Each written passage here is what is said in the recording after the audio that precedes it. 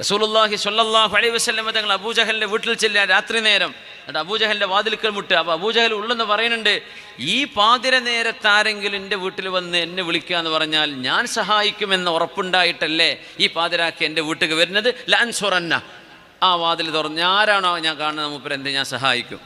അപ്പോൾ നോക്കുമ്പോൾ റസൂലുള്ളാഹി തങ്ങളാ സ്വല്ലല്ലാഹു എന്തെങ്കിലും വന്നു ചോദിച്ചു. റസൂലുള്ളാഹി തങ്ങൾ പറയാ, അഷ്റഫുൽ ഖൽഖ് പറയാ, അംർ ഇബ്നു ഹിഷാമേ, ഖുർആൻ സത്യമാണെന്ന് നിങ്ങൾക്കറിയാലോ, ഞാൻ അള്ളാഹിൻ്റെ റസൂലാണെന്ന് നിങ്ങൾക്കറിയാം. പക്ഷെ അത് ആൾക്കാരെ മുമ്പിൽ പറയാൻ നിങ്ങൾക്ക് മടിയുണ്ടാവും. നിങ്ങളിപ്പോൾ വീട്ടിലും ഞാനും നിങ്ങളല്ലേ ഉള്ളൂ, സ്വകാര്യമല്ലേ, നിങ്ങളൊന്ന് കലിമ ചൊല്ലി മുസ്ലിം ആയിക്കോളി, നാളെ രക്ഷപ്പെടും. ഇതിപ്പോൾ ആരും അറിയണ്ട. നിങ്ങൾക്ക് പരസ്യമായിട്ട് പറയാൻ മടിയുണ്ടെങ്കിൽ സ്വകാര്യമായിട്ട് കലിമലിക്കോളൂ, അത് ചൊല്ലിത്തരാനാണ് ഞാൻ ഇവിടെ വന്നത് എന്ന്. അതാണ് റസൂലുള്ളാഹി തങ്ങൾ സ്വല്ലല്ലാഹു അലൈഹി വസല്ലം.